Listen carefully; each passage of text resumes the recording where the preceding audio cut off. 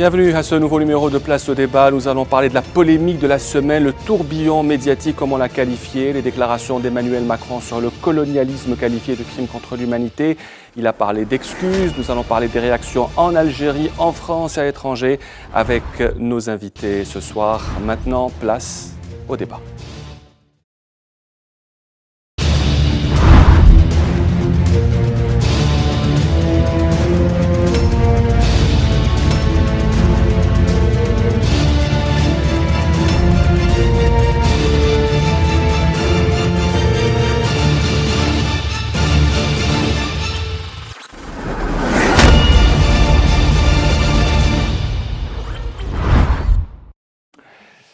Bonsoir à tous, bienvenue à ce nouveau numéro de Place au débat sur Rocholoc News. Nous allons évidemment parler du sujet qui fait l'actualité ces derniers jours en Algérie et à l'étranger. Ce sont les déclarations du candidat français à l'élection présidentielle Emmanuel Macron sur le colonialisme en Algérie. Pour la première fois dans la relation franco-algérienne, un officiel français qualifie la colonisation de crime contre l'humanité et il dit également qu'il faut présenter des excuses à celles et à ceux qui ont été touchés par la colonisation.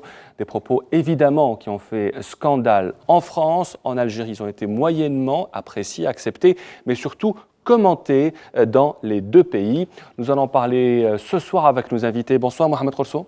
Bonsoir. Vous êtes historien, professeur en histoire. Avec nous également Zoubida Mamria, vous êtes écrivaine, vous avez beaucoup écrit également sur l'histoire.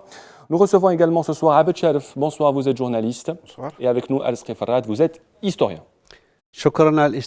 Merci d'être venu. Alors, nous en avons parlé pendant toute la semaine sur tous les médias, mais nous allons quand même prendre le temps de vous mettre dans le bain au cas où vous faites partie de ceux qui n'ont pas entendu parler de cette affaire, mais cela m'étonnerait. Voici un résumé de l'affaire Macron avec Amel Bouazza.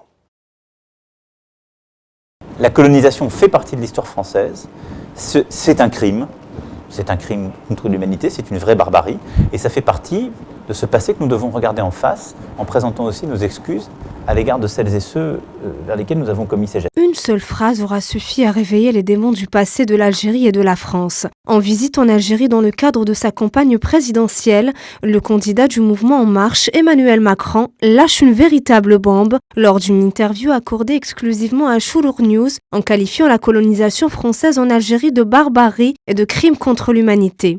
Des propos qui ont suscité de vives réactions du côté de la classe politique française. François Fillon, candidat de la droite à l'élection présidentielle, a qualifié les propos d'Emmanuel Macron d'indignes d'un candidat à la présidence de la République.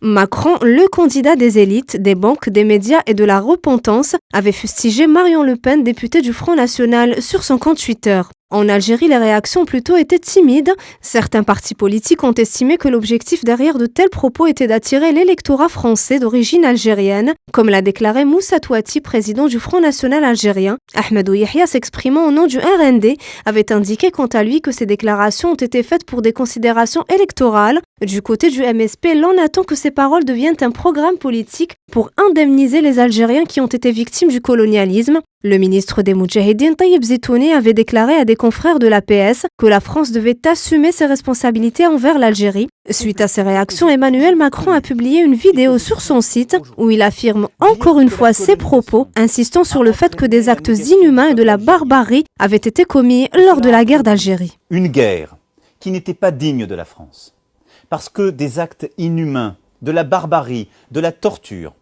ont été commis. Voilà, première réaction. Comment avez-vous réagi autour de cette table lorsque vous avez entendu un ancien ministre français qualifier la colonisation de crime contre l'humanité? Abed Sharif. Ça dépend de la manière dont on la voit. En tant qu'Algérien, qualifier le colonialisme de crime contre l'humanité, c'est une évidence historique, juridique, etc. C'est une question qui pose problème à la France, pas à l'Algérie. Et donc, ce qui est toujours surprenant dans ces histoires, c'est le décalage. Ce qui est évident pour un Algérien, qui soit des Aurès de l'Ouarsonis ou du Djurdjura, ce qui est évident pose problème ailleurs et fait l'objet de polémiques et se regarder de manière complètement différente. Donc, il y a beaucoup de choses à faire pour avoir le même point de vue sur ces sujets. C'est une déclaration positive selon vous. Est-ce qu'elle peut faire avancer le débat, d'après vous? Écoute, je dis pas positive ou négative, non, ce n'est pas dans ce sens. C'est une avancée dans le sens de l'acceptation de l'histoire telle qu'elle est. Sur ce terrain, c'est une avancée. Mohamed Korso, vous avez suivi cette affaire, vous êtes historien, donc vous êtes un spécialiste des questions de colonisation. Vous avez suivi le débat aussi sur les excuses, la repentance. Et là, Emmanuel Macron jette un pavé dans la mare. Comment vous avez réagi? Tout à fait, c'est un pavé dans la mare. Vous avez même qualifié, vous m'avez dit tout à l'heure, c'est un tsunami.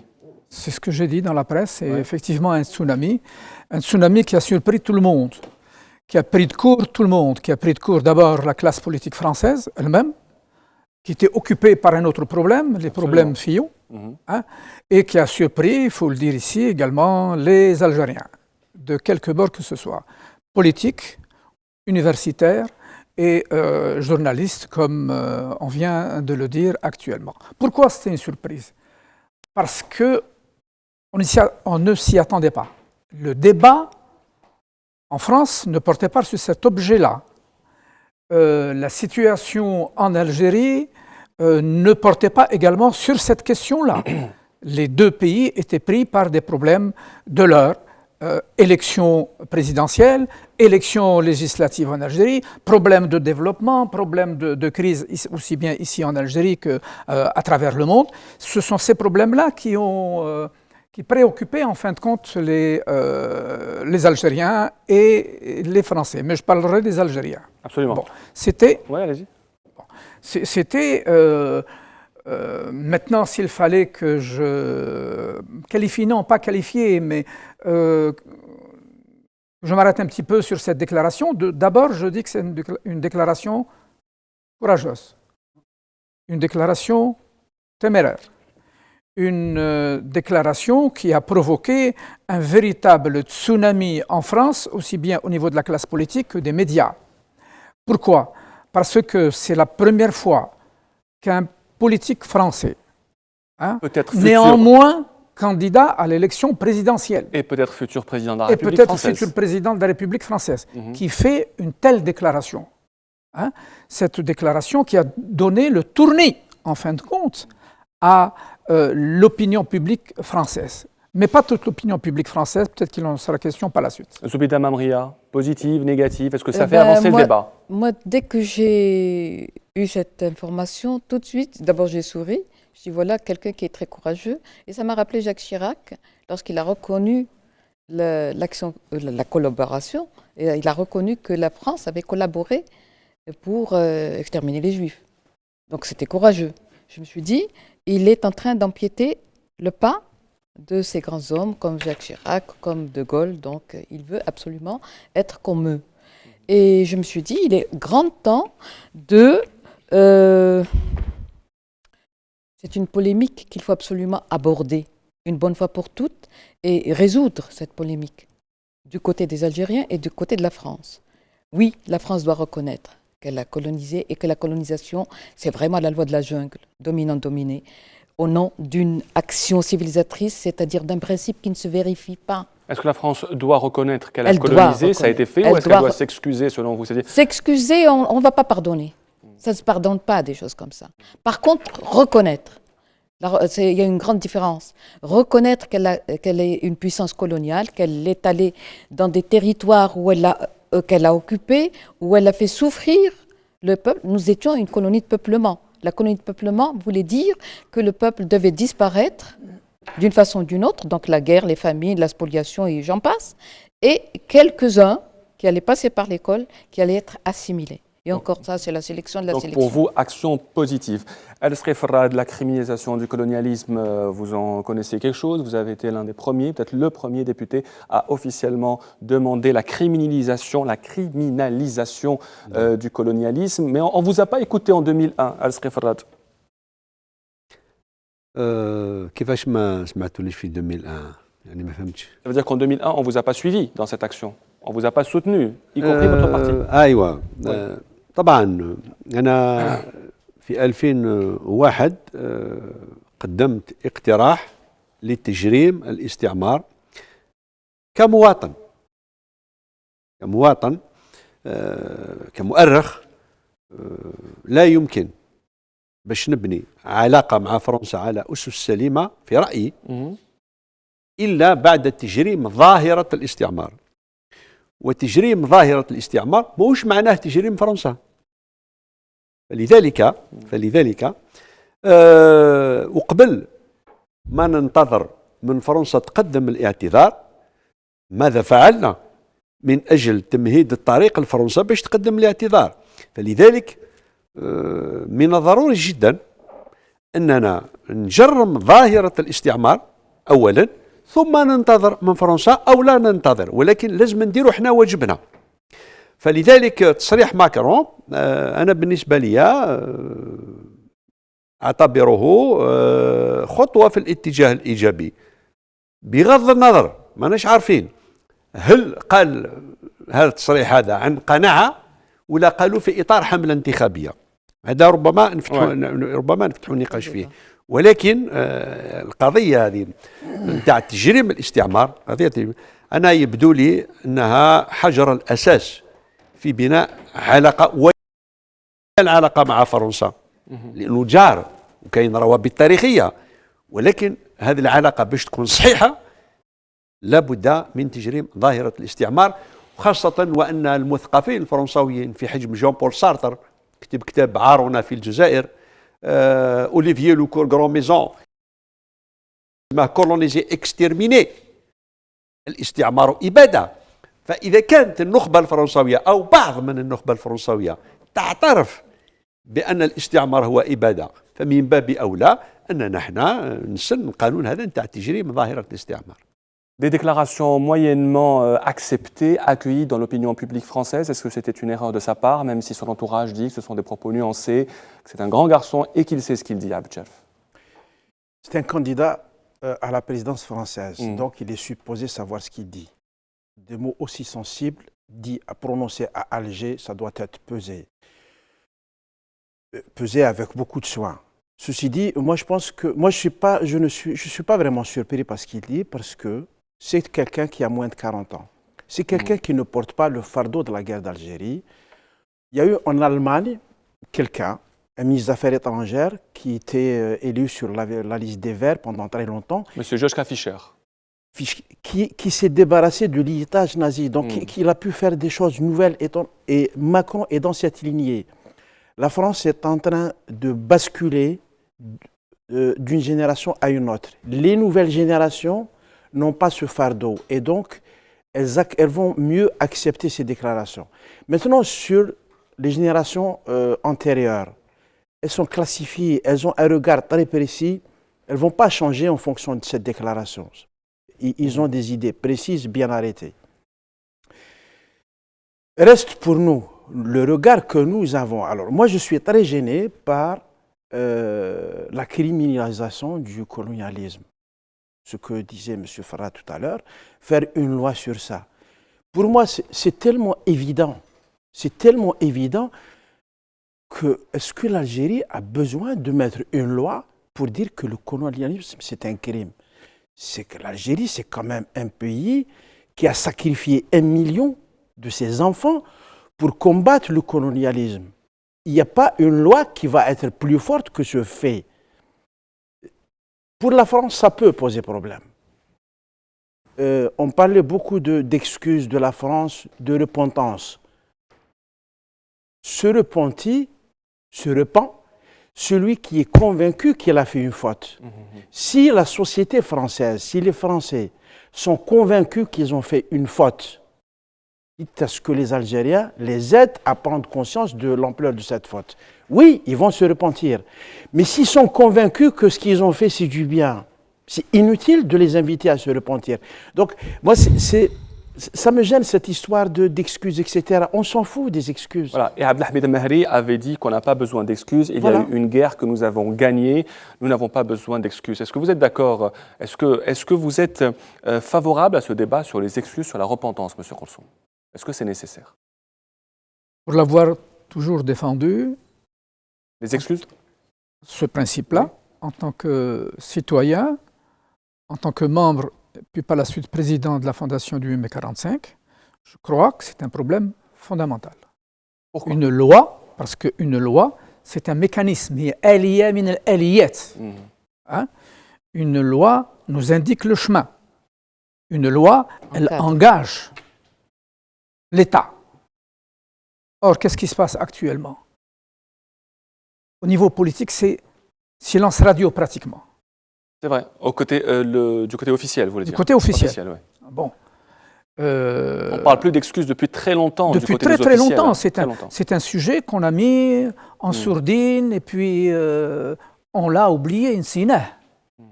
Bon. Or, s'il y avait une loi, ça permettrait d'indiquer le chemin, comme je l'ai dit. Ça permettrait aux politiques également d'agir. Hein? On nous reproche d'avoir proposé des lois, même si ces lois n'ont pas été retenues au niveau parlementaire et au niveau officiel. Mais est-ce que les Français ont reproché au gouvernement français d'avoir voté une loi qui glorifie le fait colonial? Elle a été amendée en 2005. Le fameux article n'est jamais passé après des pressions, M. Rolso. Attendez. L'article sur les effets positifs. Attendez. L'article qui a été retiré, c'est l'article 4, si ma mémoire ne me trompe pas, hein, qui stipule la nécessité d'enseigner l'histoire, etc., et les aspects positifs. C'est cet article-là qui a été retenu. Ce qui n'a pas été retiré et ce qui a été concrétisé, y compris avec Fillon, hein, quand Fillon était au gouvernement, Premier ministre, c'est la mise en place d'une institution pour l'écriture de l'histoire commune de la guerre d'Algérie et des combats du Maroc et de la Tunisie. Bon, est-ce que, c'est ça ma question. Et puis, si Chirac a été obligé de retirer l'article 4, c'est parce qu'il y a eu une pression, hein, de la part de la société française et de la part d'une frange de la société française à laquelle on pourrait rattacher Emmanuel Macron, à laquelle se rattache également Macron, parce que Macron, en fait, il s'inscrit dans toute une filiation. Je ne sais pas si je peux continuer ou... On laisse la parole à Mme Amria. Le volet des excuses, est-ce que vous pensez qu'il est toujours nécessaire aujourd'hui, même comme l'a dit M. Rolso, le gouvernement l'a mis aux oubliettes? Oui, moi je pense qu'il faut remettre la question donc, à l'ordre du jour. L'occasion se présente. Il ne faut pas la rater. Moi, je ne suis pas tellement pour des excuses organisées. Je suis d'abord pour la reconnaître. Ils ne veulent pas reconnaître le fait colonial. La France ne veut pas reconnaître ce fait. Quant à Macron, c'était un risque calculé. Il a déclaré ça en Algérie, comme par hasard. Il voulait absolument attirer donc l'attention d'abord d'un électorat issu de l'Algérie. Et donc ce n'est pas gratuit, ce n'est pas un geste gratuit, ce n'est pas par amour pour l'Algérie et les Algériens. Il l'a fait, et c'est un nationaliste, hein, ne l'oubliez pas, comme De Gaulle. De Gaulle, lorsque la guerre d'Algérie est arrivée à un degré d'enlisement qui pouvait entacher justement la réputation de la France, il n'a pas hésité à se retirer. Pourquoi? Parce que c'est un nationaliste. Il voulait d'abord sauver la France. Qu'est-ce que vous répondez, monsieur Farhad, à Abed Sharif, qui dit que l'Algérie n'a pas besoin d'une loi pour criminaliser le colonialisme? طبعا نقاش مفتوح. Bien sûr. نقاش مفتوح. ولكن أنا يعني من الذين يرون ضرورة سن قانون لتجريم ظاهرة الاستعمار. هذا القانون ماشي احنا درناه، قانون دولي. علاش مثلا فرنسا ما زالت تطالب إلى اليوم تركيا بضرورة الاعتراف بجرائم الأتراك في القرن الماضي ضد الأرمن. Le génocide arménien, oui. نعم. علاش الاعتذارات قدمت لليهود ضحايا الحرب العالمية الثانية؟ فلذلك القضية وعلاش فرنسا سنت قانون لتمجيد ظاهرة الاستعمار.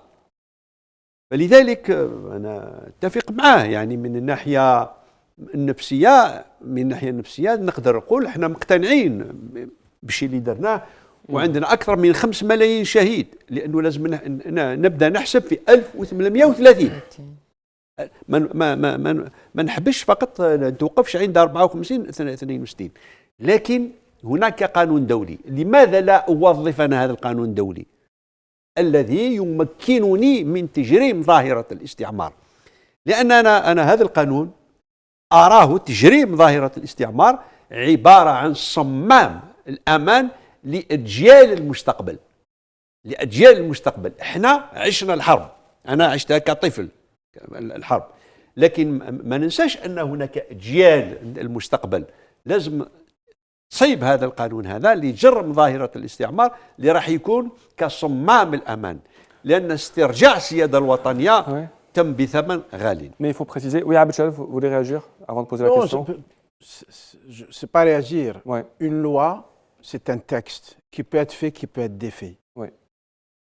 C'est en termes de valeur, d'idées, qu'il faut gagner la bataille. Et sur ce terrain, nous avons beaucoup de retard. Ceci dit, moi, je voulais parler aussi d'un point sur l'impact de la déclaration de Macron, l'impact de cette déclaration sur la France. C'est énorme. Ce qu'il leur dit, c'est quoi? C'est que leur symbole, le plus grand symbole de la France pendant le XXe siècle, c'est le général de Gaulle. La déclaration de Macron le place comme un auteur de crimes contre l'humanité. Ça détruit toute la symbolique de l'histoire de la France.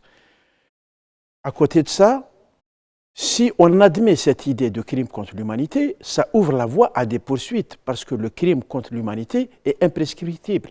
Mais c'est eu amnistie après 62. Non, oui, mais le crime contre l'humanité, le crime de guerre est prescriptible après 30 ans. 30 ans. Mais le crime contre l'humanité est imprescriptible.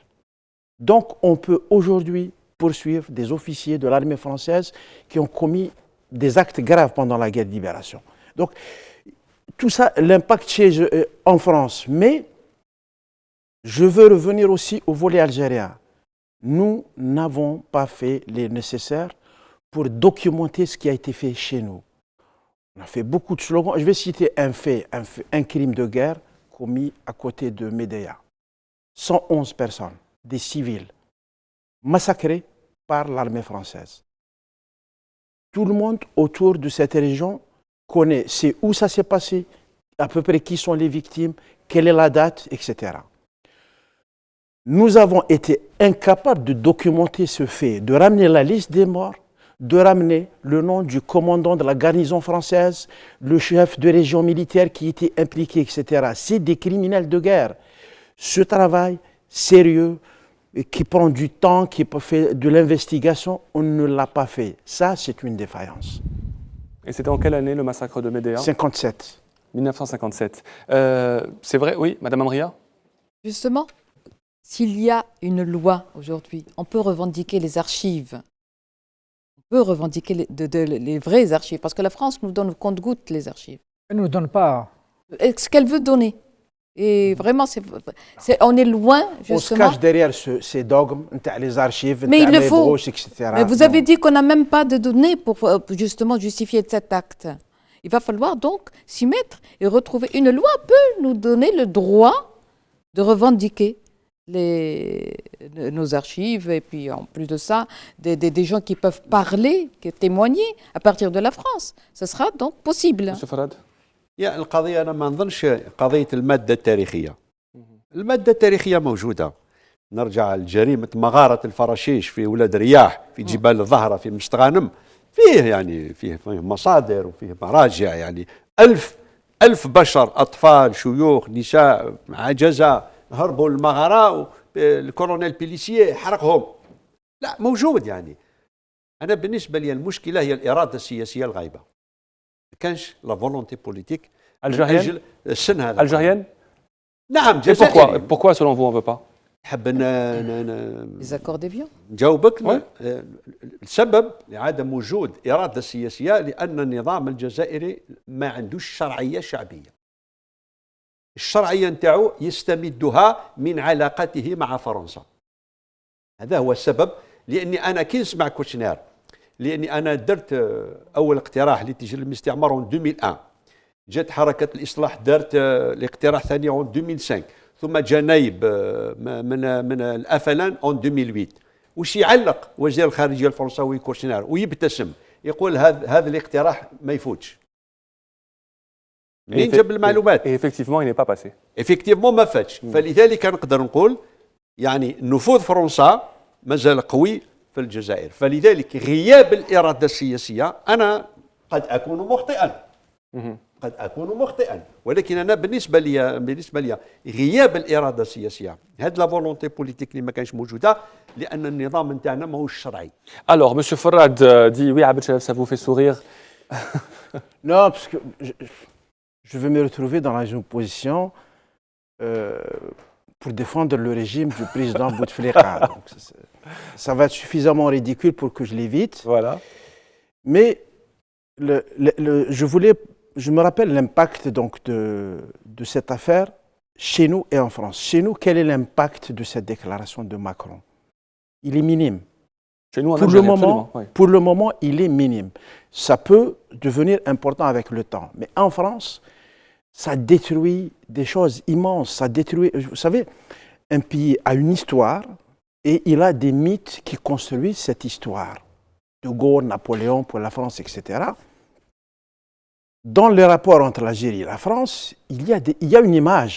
Vous savez, l'image d'Enrico Macias chantant le pays qu'il vient de perdre. Ça a mobilisé, ça a ému la société française de manière extraordinaire.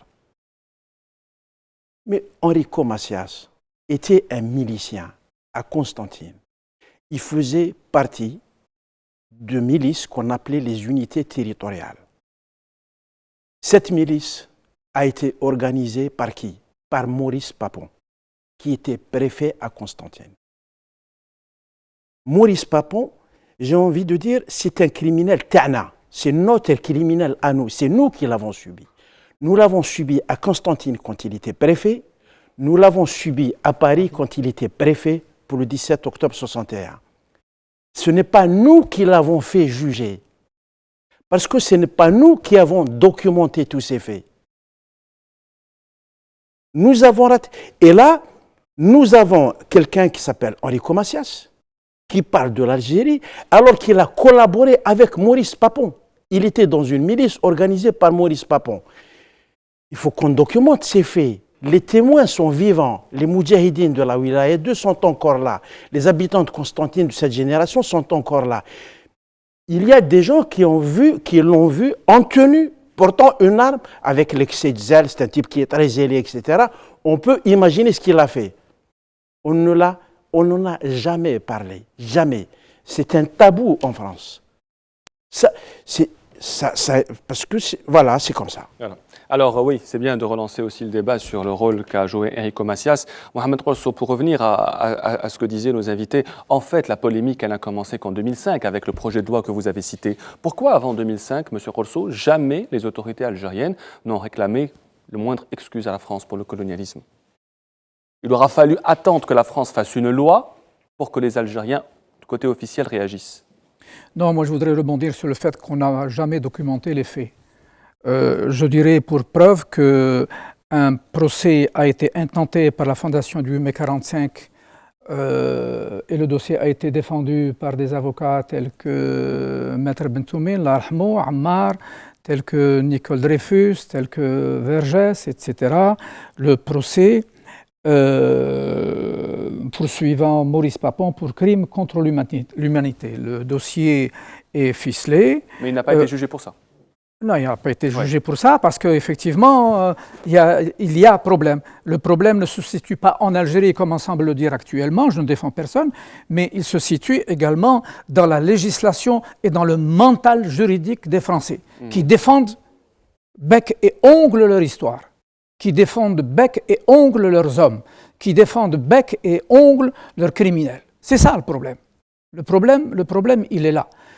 C'est vrai qu'il y a du travail qui a été effectué et il reste beaucoup à faire dans ce sens-là. On ne peut pas écrire toute l'histoire de l'Algérie en une minute. Ça va crescendo, marhaliyan. Maintenant, moi, je voudrais revenir au sujet qui nous préoccupe, pour lequel nous sommes venus. Absolument. Le sujet pour lequel nous sommes venus, c'est Emmanuel Macron. Bon. Moi, je voudrais le situer dans cette filiation politico- humaniste, à la limite, si je peux m'exprimer ainsi. Bon, Madame Zoubida a effectivement fait référence au général de Gaulle, qui était un homme courageux, qui avait du cran, permettez-moi l'expression, et qui a compris que l'Algérie, que la France ne pouvait pas continuer ainsi en France. Bon. Et d'ailleurs, en ce sens-là, il y a un livre qui a été écrit sur ça, une thèse qui a été publiée, Chère Algérie, chère dans le sens pécunier, hein, dans le sens financier. Hein. L'Algérie, c'était un bourbier pour le général de Gaulle. Et le général de Gaulle a été obligé d'affronter la droite coloniale, il a été obligé d'affronter les officiers, il a été obligé d'affronter les Français. Hein, en disant ce que je vous ai compris, juin 58 à Alger. Voilà. Bon, il s'inscrit, pour moi, Macron s'inscrit également dans la lignée de ces Français de France, hein, qui ont pris fait et cause pour l'Algérie, et qu'on nomme globalement sous l'appellation les porteurs de valises. Hein. Vous pensez que M. Macron fait partie de cela? Sur le plan de l'esprit, sur le plan de la démarche, sur le plan du courage politique. Parce qu'il faut du courage politique. Hein. Il faut du courage politique pour faire une déclaration calculée ou risquée. Mais c'est une déclaration risquée. Rentrer en politique, c'est un risque. Rentrer en politique, c'est un risque. Bon. Il y a également, il s'inscrit dans la lignée de ces Olivier Lecourt-Grand-Maison, Manseron, Liozu également, qui ont été, Harabou, qui ont été contre la loi glorifiant le fait colonial. Bon. Mais est-ce que ces gens-là représentent une majorité de l'opinion publique française? La question n'est pas là. La question n'est pas là. La question n'est pas là. Est-ce que Macron représente la majorité? Non. Macron a apporté un discours neuf, un discours innovant, un idéal. Et donc, c'est une brèche. Il a tracé le sillon. Il a tracé le sillon. Et c'est ça qui est important. Et pourquoi sa déclaration fait date en Algérie, mais elle fait date surtout en France. C'est ça qui est important. Et actuellement, pour nous, mais spécialement en France. En France, on a prédit l'effondrement de son électorat. Or, qu'est-ce qui se passe actuellement? Ce qui se passe, c'est que de plus en plus de jeunes se retrouvent autour et se reconnaissent dans le discours de Macron, y compris des politiques, y compris des hommes de médias et des hommes politiques comme Jacques Séguéla, qui dit actuellement ça suffit d'avoir affaire à ces vieux de la politique. Et il les a invités à sortir. Hein. Et Macron représente un courant neuf, jeune, hein, qui est en train d'émerger en France. Et c'est ce qui fait peur actuellement. C'est ce qui fait peur parce qu'il risque d'y avoir une influence sur l'opinion publique française de manière générale. Madame Amria? Ben oui, la France est divisée. Donc depuis 1789, on est entre la droite et la gauche. Justement, c'est justement ce schéma. Et lui, ce n'est ni droite ni gauche. Ce schéma est en train de disparaître. Avec l'émergence de jeunes et surtout d'un homme comme Macron, qui ne mâche pas ses mots, qui a le courage politique d'aller dans des espaces où il risque justement d'être abattu carrément. Eh bien, la France est en train de faire sa mue politique. C'est une nouvelle France, peut-être avec une jeunesse qui va dire à l'histoire et à l'avenir, la France a commis des crimes contre l'humanité, il faut qu'elle le reconnaisse pour avancer. Si on continue à penser que la France se glorifie par ces actes-là, on risque d'avoir une attitude passéiste et on n'avancera jamais. On a parlé, pour également apprécier la réaction de la classe politique française, il faut voir également ce que dit la droite classique. Hein. La droite classique, elle parle de quoi? D'opportunisme de la part de Macron.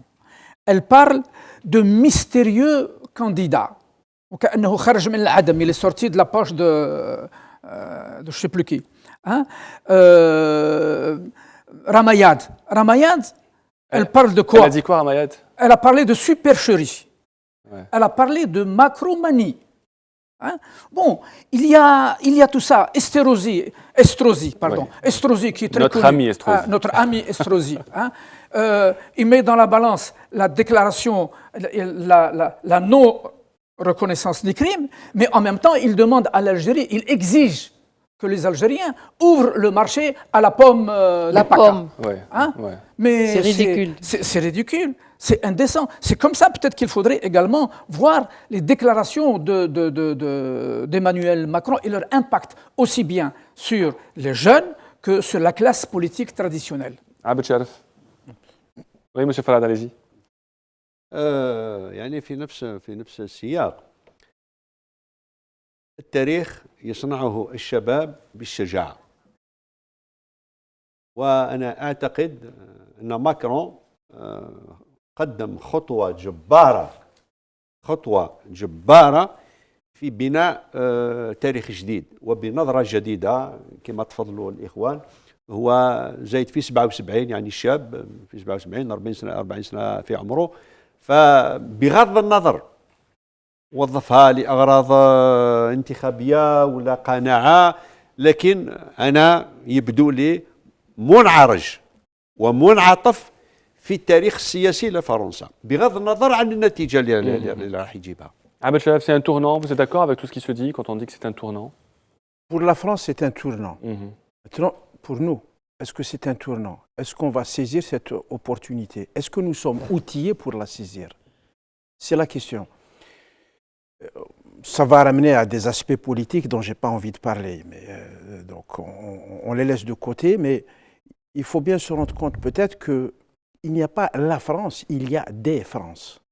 La France, c'est pas que, il y a la France officielle qui s'exprime à travers ses textes, ses lois, ses hommes politiques, mais la société française, dans la société française, il y a eu des courants qui étaient plutôt favorables à l'indépendance de l'Algérie, y compris pendant la guerre, des courants qui étaient contre, etc. Et donc, cette diversité a été figée pendant un demi-siècle.